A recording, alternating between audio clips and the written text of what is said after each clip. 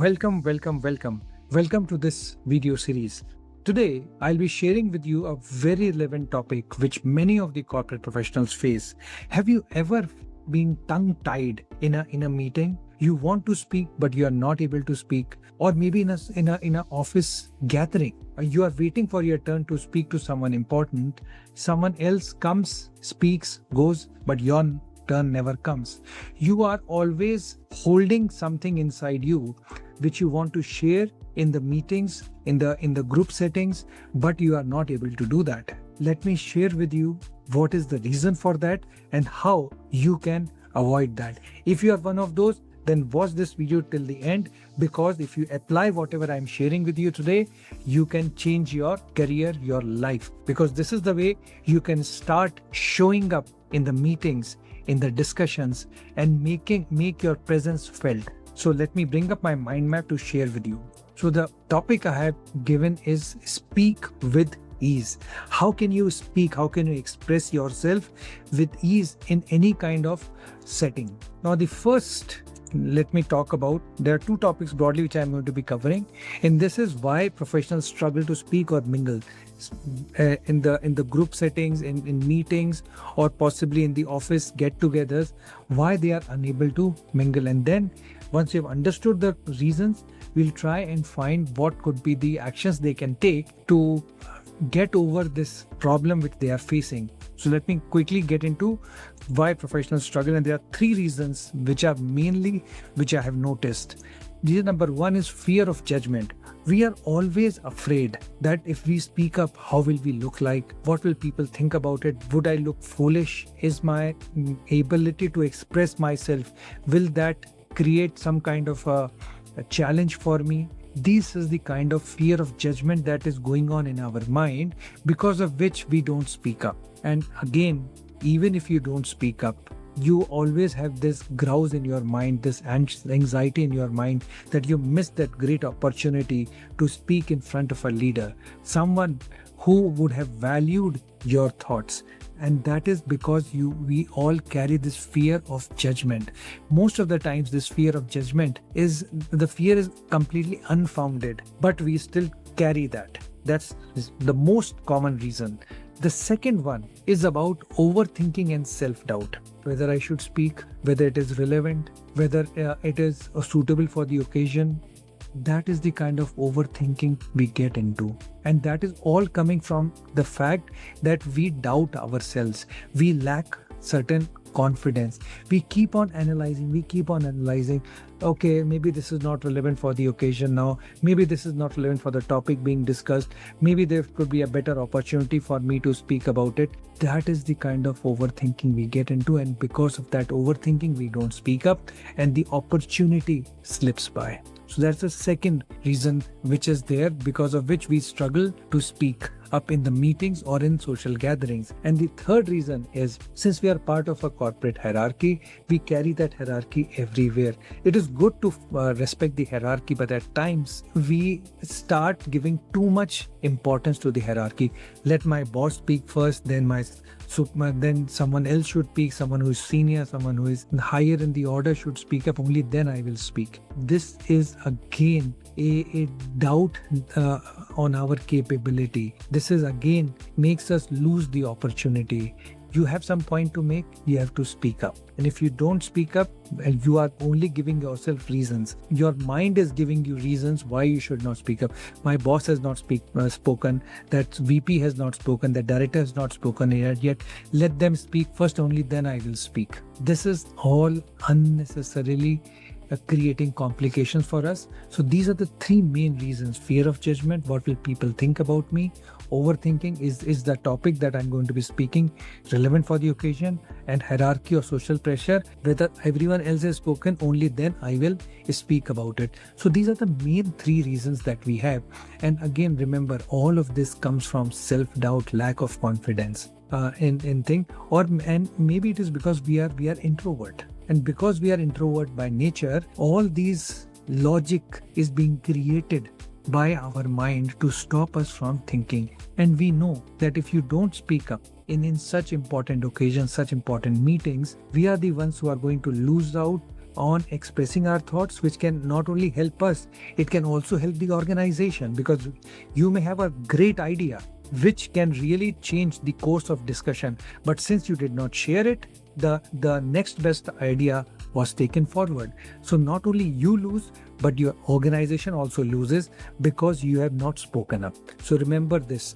It is very, very important for us to speak up when we have in the meetings, because people look forward to hearing from us. So now let me share with you what actions can be taken by you if you are struggling to speak up or struggling to mingle. And I'll be sharing with you around 10 such actions which you can take. All 10 are important, that you can start applying them one by one. Make them a part of your DNA so that tomorrow all these things comes to you naturally. Initially, you have to force yourself to do it. But as you do it repeatedly, this will become part of your character, the part of your behavior, natural cycle. And that is when you will start becoming more and more confident. So number one action which you should be taking is prepare 3 lines beforehand. So basically, for any such interactions which are going to happen, you have to start the preparation in advance. And what are the things which you are going to prepare? At least 3 things. What is the new information that you can bring in? What is that new suggestion that you can give? And what is it that you can appreciate others for? Prepare for these 3 things: new information, new insight, and appreciation. Prepare these things in advance of any such possible interaction which is going to happen. Because if you are prepared well in advance, you will be able to speak up more naturally. Many times, because we are not prepared, we don't find the right words, right ideas to speak up, and that is when we lose out on that. So start the preparation for any such interaction in advance. Don't let that nature will take over, I'll be able to speak. No, it will not happen. You have to prepare these 3 things in advance. Second step you can take is speak early. Many times I have seen personally, if too much time passes and the pressure builds up on me to speak up, and because of that pressure I don't speak.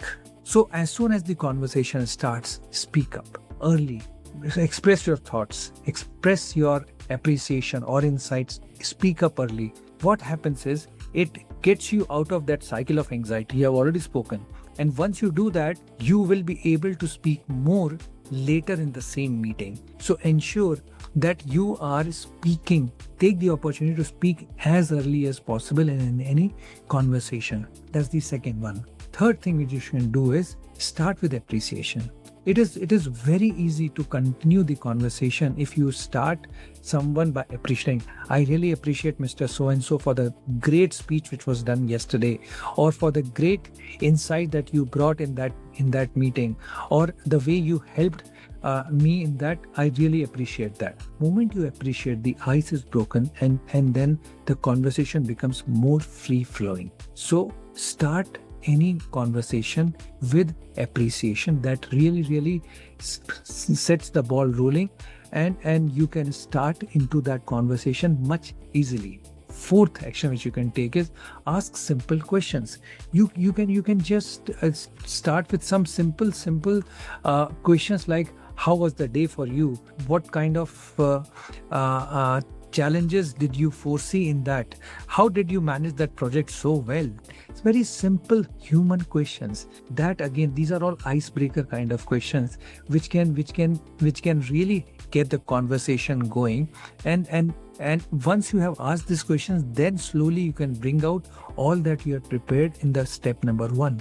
But the 2, 3, and 4 are basically about helping you take the first step as soon as possible. Because once you are able to take that step, everything else becomes easy. What else can you do? Use transition phases. Have you faced this situation where one person is speaking, and by the time he is ending, someone else takes over, and you are waiting for your turn, but someone else takes over? And now you're waiting for the second person to finish. By the time the second person finishes, either the first person takes over again, or some third person takes over, and you don't know how to enter into the conversation. This is a typical problem which are faced by many people. Now this is where this concept comes about transition phases. What does it mean? when someone watch the conversation for some time, you know when the person is going to slow down or lower his voice, that is the time when you can use transition as exactly the point. This is exactly what I was trying to say. I agree with you, and this is what I would like to add to it. These are simple transition phases which just takes over from what the previous person was speaking, and you can get into the conversation. So there are many such transition phases which you can prepare in advance. For example, before we move on, let me add one more thing. These are the simple transition phases which you can use as part of the conversation to help you get into the conversation, because otherwise you will be just waiting for your turn without being able to enter into the conversation and make a point which can really change the course of that discussion. Sixth, engage in micro conversations. Many of the people who are really introverts, it becomes very easy for them if they are in small groups. So when you are starting out, don't try to engage with a larger group. A group of 2 or 3 people, just start with engaging with this group of 2 or 3 people. Small group, 2 or 3 people, engage in conversation, get your conversation going, and then slowly move to another group. Try and have these conversations in small groups. That way, the anxiety will be less, pressure on you will be less, and you will be able to make better conversations. So start with small conversations in small groups. Next one which you can do is, once you have made your point, then you have to close the conversation also. Suppose you are having a micro conversation. Now you can't spend the entire time. Suppose you're in a corporate get together. You have started a micro conversation with a group of 2 or 3 people. Now you cannot spend the entire evening with that 2 or 3 people.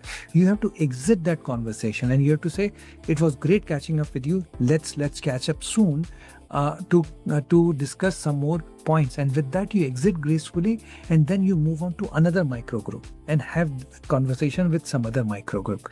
Don't get into this trap of meeting 2 people at the start of at the start of a get together and spending the whole time with the same group. That way you're losing opportunity to meet more people and interact with more people. So you need to know how to exit positively from those conversations. Now, these are 7 things which are really related to what actions you can take externally in terms of how do you speak, how do you get into the conversation, how do you get out of the conversation. Now, the last 3 are really about how you prepare yourself internally to be able to handle such situations. So this 8th is about 3 breath pause. This is about calming yourself. So whenever you are entering into such conversations, take a deep breath and ensure that you are calming yourself. If you are anxious, it will be very difficult for you to carry on the conversation. So take 3 breath pause, calm yourself, and then enter the conversation. Then enter into that meeting with a calm energy. You can have better conversations. You will be in a better position to do all the 7 steps which I have given earlier. Next thing which you can do is have a service mindset. Think, how can I add value to that conversation? How can I add value to the people who are there? You are there for serving. When you open a conversation with a service mindset, the words come more freely. Instead of when you open a conversation in trying to show off, in trying to show that you know so much, then you are always anxious. But instead, if you replace the ego with service mindset, it'll be far more natural for you to get into that conversation. So always build that service mindset. How can I add value to the people who are there? How can I add value to my organization? With that mindset, you will be in a better position to speak up, share your thoughts. And the last thing which you should be doing is ultimately be detached. When you are trying to have a conversation to get noticed, to get praised, or because your appraisal is coming, or because there is some promotion for which you are aspiring for, then your anxiety levels becomes high. Don't get into any such sort of things. Be detached with very calm, sober mind. Enter into the conversation, not for getting any results out of it. You may have that at a later point of time when you become more conversant with these kind of talks. But initially, be detached. I'm here to add value. I'm here to help others. with that rather than taking something for myself.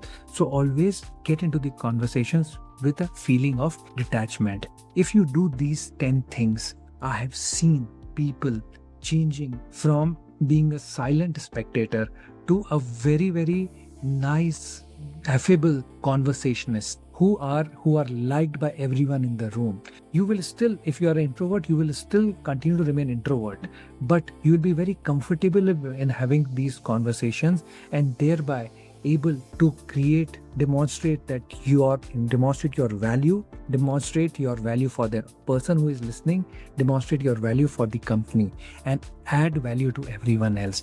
With that, when you add value to others, you will get benefited. So always work with that mindset that you are here to add value, and when you do that, automatically the value comes back to you as well. Apply this and see how you are becoming better and better every day. So that's what I wanted to share with you. How can you speak with ease, whether in a meeting or whether in a team outing or a company's get together? This is how you can become a much different person. So thank you very much. I'll come up with another video on another topic, challenges being faced by corporate professionals. Thank you very much.